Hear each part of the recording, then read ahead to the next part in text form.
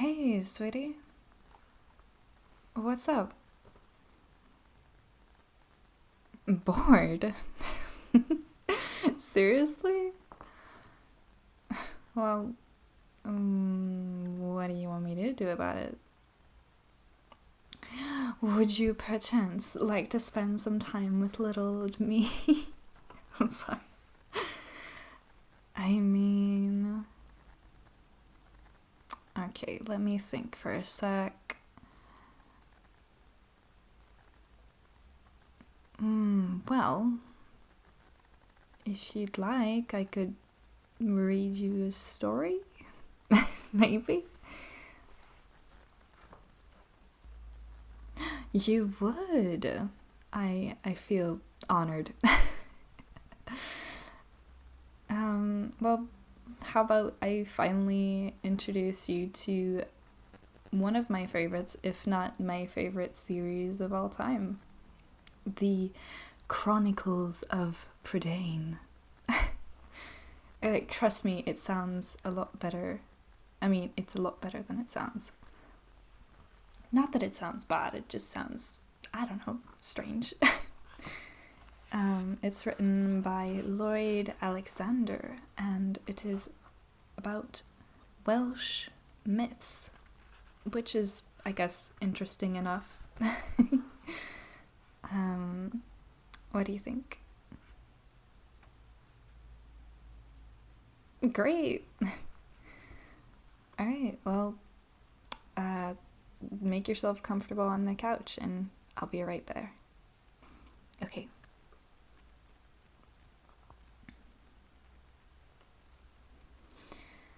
Okay, here it is. Here is my most prized possession. Well, okay, one of my most prized possessions. The first book. It is actually a 5-book series, so this might take us a while, but I mean, if you're up for it, we could read them all together. I think it would be fun. So this one is called The Book of Three, which is weird because it is the first book, but don't worry about it. Okay. Are you ready? Are you comfy? Do you have a blanket? Okay, snuggle up. Come on. Come closer. Okay. Here we go.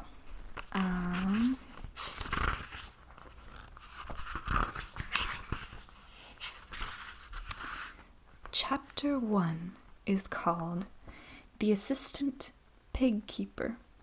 I swear it's good. Just let me read, okay?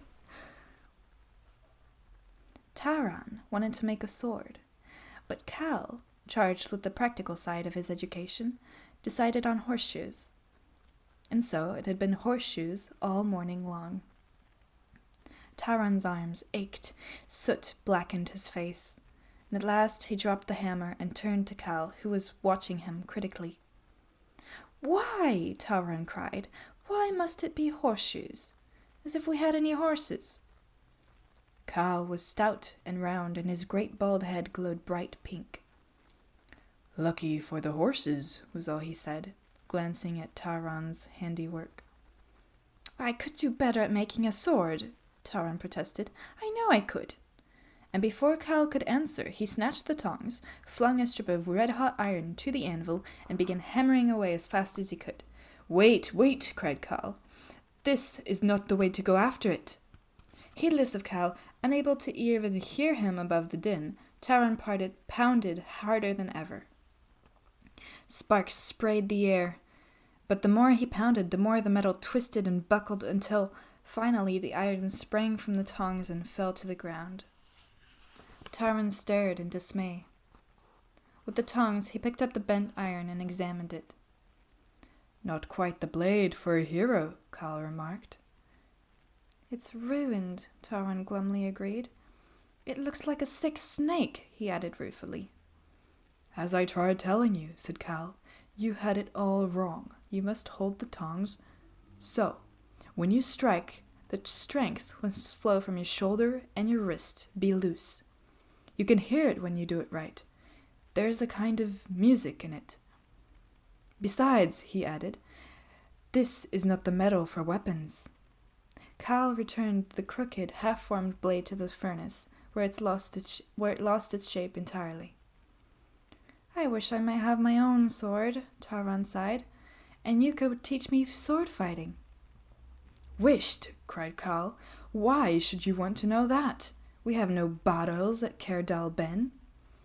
We have no horses either, objected Taran, but we're making horseshoes. Get on with you, said Cal, unmoved. That is for practice.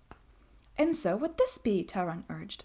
Come, teach me the sword fighting. You must know the art. Cal's shining head glowed even brighter. A trace of a smile appeared on his face, as though he was savouring something pleasant.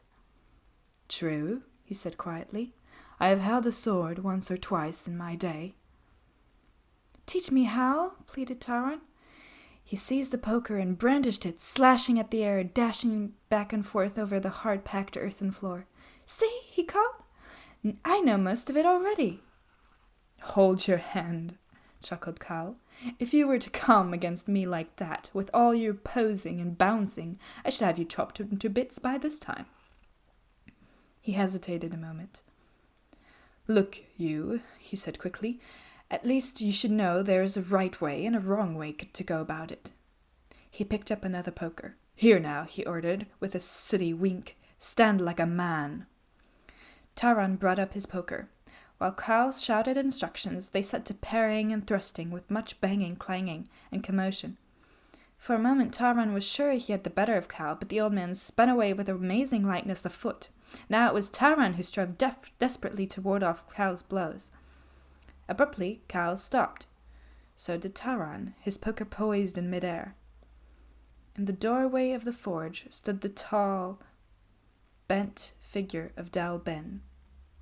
Dal Ben, master of Cair Dal Ben, was 379 years old. Holy, that's an old fella. Sorry. I'll keep going, sorry. His beard covered so much of his face he seemed always to be peering over a grey cloud. On the little farm, while Taran and Cal saw to the ploughing, sowing, weeding, reaping, and all the other tasks of husbandry, Dalbin undertook the meditating, an occupation so exhausting he could accomplish it only by lying down and closing his eyes. He meditated an hour and a half following breakfast, and again later in the day. The clatter from the forge has roused him from his morning meditation. His robe hung askew over his bony knees. "Stop that nonsense directly," said Dalbin. "I am surprised at you," he added, frowning at Cole. "There is serious work to be done." "It wasn't Cal," Taran interrupted. "It was I who asked to learn sword play." "I did not say I was surprised at you," remarked Dalbin, "but perhaps I am, after all. I think you had best come with me." Taran followed the ancient man out of the forge, across the chicken run, and into the white thatched cottage. Sorry, I'm becoming British. I do apologize. There, in Dalben's chamber, mouldering. I guess smoldering without the S. Mouldering tomes overflowed the sagging shelves and spilled onto the floor amid heaps of iron cookpots, studded belts, harps with or without strings, and other oddments. Taran took his place on the wooden bench, as he always did when Dalbin was in the mood for giving lessons or reprimands. "I fully understand," said Dalbin, settling himself behind his table. "In the use of weapons, as in everything else, there is a certain skill. But wiser heads than yours will determine when you should learn it." "I'm sorry," Taran began. "I should not have—" "I am not angry," Dalbin said, raising a hand. "Only a little sad. Time flies quickly. Things always happen sooner than one expects. And yet," he murmured almost to himself, "it troubles me. I fear the Horned King may have some part in this." "The Horned King?" asked Taran. "We shall speak of him later," said Dalbin. He drew a ponderous, leather-bound volume towards him. The Book of Three. Title drop! from which he occasionally read to Tauron, and which, the boy believed, held in its pages everything anyone could possibly want to know. That's handy. As I've explained to you before, Dalbin went on, and you have very likely forgotten, Prydain is a land of many cantrevs, of small kingdoms, and many kings. And, of course, their war leaders who command the warriors. But there's the High King above them all, said Tauron, Math, son of Mathonwy. His war leader is the mightiest hero of Prydain. You told me of him, Prince Gwydion, yes. Tauron went on eagerly. I know. There are other things you do not know, Dalbin said, for the obvious reason that I have not told you. For the moment, I am less concerned with the realms of the living than with the land of the dead, with Anuvin. Tauron shuddered at the word. Even Dalbin had spoken it in a whisper. Oh, shoot, I didn't whisper. Anuvin. Sorry. And with King Aran, Lord of Anuvin, Dalbin said. Know this, he continued quickly.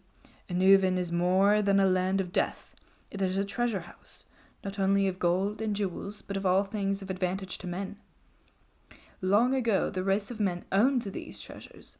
By craft and deceit, Aran stole them, one by one, for his own evil uses. Some few of the treasures have been wrested from him, though most lie hidden deep in Anuvin, where Aran guards them jealously. But Aran did not become ruler of Prydain, Tauron said. You may be thankful he did not, said Dalbin. He would have ruled it had it not been for the children of Dawn, the sons of the Lady Dawn, and her consort Belin, king of the sun. Long ago they voyaged to Prydain from the summer country, and found the land rich and fair through the race of men, though the race of men had little from themselves. The sons of Dawn built their stronghold at Caerdathiel, far north in the Eagle Mountains. From there they helped regain at least a portion of what Aran had stolen, and stood as guardians against the lurking threat of Anuvin.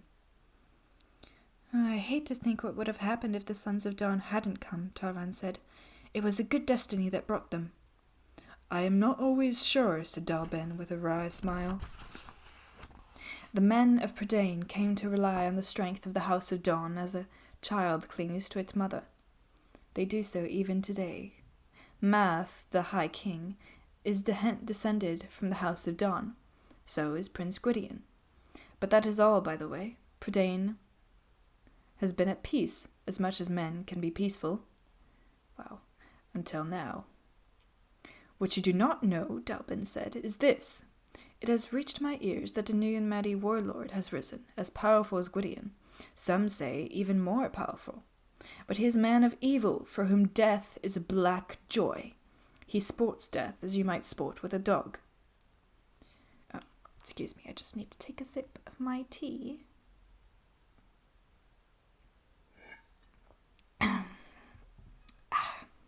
Okay. Who is he? Cried Tauron. Dalbin shook his head.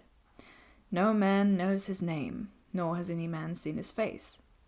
He wears an antlered mask, and for this reason he is called the Horned King. His purposes I do not know. I suspect the hand of Aran, but in what manner I cannot tell. I tell you now for your own protection, Dalbin added. From what I saw this morning, your head is full of nonsense about feats of arms. Whatever notions you may have, I advise you to forget them immediately. There is unknown danger abroad. You are barely on the threshold of manhood, and I have certain responsibility to see that you reach it, preferably with a whole skin. So, you are not to leave Caer-Dalbin under any circumstances, not even past the orchard, and certainly not into the forest. Not for the time being. For the time being? Tauron burst out. I think it will always be for the time being, and it will be vegetables and horseshoes all my life. Tut, said Dalbin. There are worse things. Do you set yourself to be a glorious hero?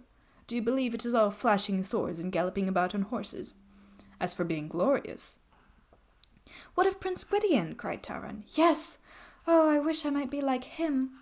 I fear, Dalbin said, that is entirely out of the question. But why? Tauron sprang to his feet. I know that if I had the chance... Why? Dalben interrupted. In some cases, he said, we learn more by looking for the answer to a question and not finding it than we do from learning the answer itself. This is one of those cases. I could tell you why, but at the moment it would only be more confusing. If you grow up with any kind of sense, which you sometimes make me doubt, ouch, you will very likely reach your own conclusions. They will probably be wrong, he added. However, since they will be yours, you'll feel a little more satisfied with them. Taran sank back and sat, gloomy and silent, on the bench. Dalben had already begun meditating again. His chin gradually came to rest on his collarbone, his beard floated around his ears like a fog bank, and he began snoring peacefully. The spring scent of apple blossom drifted through the open window. Beyond Dalben's chamber, Taran glimpsed the pale green fringe of forest. The fields, ready to cultivate, would soon turn golden with summer. The Book of 3 lay closed on the table. Taran had never been allowed to read the volume for himself. Now he was sure it held more than Dalben chose to tell him. In the sun-filled room, with Dalben still meditating and showing no sign of stopping, Taran rose and moved through the shimmering beams. From the forest came the monotonous tick of a beetle. His hands reached for the cover. Taran gasped in pain and snatched them away. They smarted as if each of his fingers had been stung by hornets. He jumped back, stumbled against the bench, and dropped to the floor, where he put his fingers woefully into his mouth. Dalben's eyes blinked open. He peered at Taran and yawned slowly. You had better go see Cal about a lotion for those hands, he advised. Otherwise, I shouldn't be surprised if they blistered. Fingers smarting, the shamefaced Taran hurried from the cottage and found Cal near the vegetable garden. You have been at the Book of 3, Cal said. That is not hard to guess. Now you know better. Well, that is one of the 3 foundations of learning. See much, study much, suffer much. Not wrong there. He led Taran to the stable where medicines for the livestock were kept, and poured a concoction over Taran's fingers. What is the use of studying much when I'm to see nothing at all? Taran retorted. I think there is a destiny laid on to me, and that I am not to know anything interesting or do anything interesting. I'm certainly not to be anything. I'm not anything ever. I'm not anything even at Caer Dalben. Very well, said Cal. If that is all that troubles you, I shall make you something. From this moment, you're Taran, assistant pig keeper. You shall help me take care of Henwen. See her trough is full, carry her water, and give her food. Give her a good scrubbing every other day. That's what I do now, Taran said bitterly. All the better, said Cal, for it makes things that much easier. If you want to be something with a name attached to it, I can't think of anything closer to hand. And it is not every lad who can be an assistant keeper to an oracular pig. Indeed, she is the only oracular pig in Prydain, and the most valuable. If you don't know, oracular means you can actually see the future. You know, like oracles and such. Very cool, very cool. Anyways. Valuable to Dalben, Taran said. She never tells me anything. Did you think she would? Replied Cal. With Henwen, you must know how to ask. Here, what was that? Cal shaded his eyes with his hand. A black, buzzing cloud streaked from the orchard, and bore on so rapidly and passed so close to Cal's head that he had to leap out of the way. The bees! Taran shouted. They're swarming. It is not their time, cried Cal. There is something amiss. The cloud rose high towards the sun. An instant later, Taran heard a loud clucking and squawking from the chicken run. He turned to see 5 hens and the rooster beating their wings. Before it occurred to him that they were attempting to fly, they too were aloft. Taran and Cal raced to the chicken run, too late to catch the fowls. With the rooster leading, the chickens flapped awkwardly through the air and disappeared over the brow of a hill. From the stable, the pair of oxen bellowed and rolled their eyes in terror. Dalben's head poked out of the window. He looked irritated. It has become absolutely impossible for any kind of meditation whatsoever, he said, with a severe glance at Taran. I have warned you once. Something frightened the animals, Taran protested. First the bees, and then the chickens flew off. Dalben's face turned grave. I have been given no knowledge of this, he said to Cal. We must ask Henwen about it immediately, and we shall need the letter sticks. Quickly, help me find them. Cal moved hastily to the cottage door. "Watch Henwen closely," he ordered Taran. "Do not let her out of your sight." Cal disappeared inside the cottage to search for Henwen's letter sticks, the long rods of ashwood carved with spells. Taran was both frightened and excited. Dalben, he knew, would consult Henwen on a matter of greatest urgency. Within Taran's memory, it had never happened before. He hurried to the pen. Henwen usually slept until noon. Then, trotting daintily, despite her size, she would move to a shady corner of enclosure and settle comfortably for the rest of the day. The white pig was continually grunting and chuckling to herself, and whenever she saw Taran, she would raise her wide, cheeky face so that he could scratch under her chin. Oh, that's cute. But this time, she paid no attention to him. Wheezing and whistling, Henwen was digging furiously in the soft earth at the far side of the pen, burrowing so rapidly she would soon be out. Taran shouted at her, but the clods continued flying at a great rate. He swung himself over the fence. The oracular pig stopped and glanced around. As Taran approached the hole, already sizable, Henwen hurried to the opposite side of the pen and started a new excavation. Taran was strong and long-legged, but to his dismay he saw that Henwen moved faster than he. As soon as he chased her from the second hole, she turned quickly on her short legs and made for the first. Both, by now, were big enough for her head and shoulders. Taran frantically began scraping earth back into the burrow. Henwen dug faster than a badger, her hind legs planted firmly, her front legs plowing ahead. Taran despaired of stopping her. He scrambled back over the rails and jumped to the spot where Henwen was about to emerge, planning to seize her and hang on until Dalben and Cal arrived. He underestimated Henwen's speed and strength. That's a strong piggy. In an explosion of dirt and pebbles, the pig burst from under the fence, heaving Taran into the air. He landed with the wind knocked out of him. Henwen raced across the field and into the woods. Taran followed. Ahead, the forest rose up dark and threatening. He took a breath and plunged after her. Whew. Ooh-wee. Well, that was the end of the very first chapter. Dun, dun, dun. Not supposed to go into the forest, Taran. Well, what do you think? Do you like it so far? Hey, you still awake? My goodness. Well, I mean, I'm glad my voice is relaxing, but I do hope you're still enjoying the story, otherwise I wouldn't want you to be even more bored. Okay. Oh, okay, good.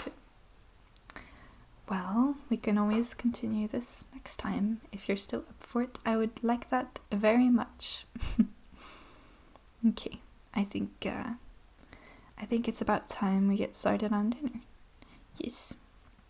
I'm feeling a bit peckish myself. Don't know about you. Okay.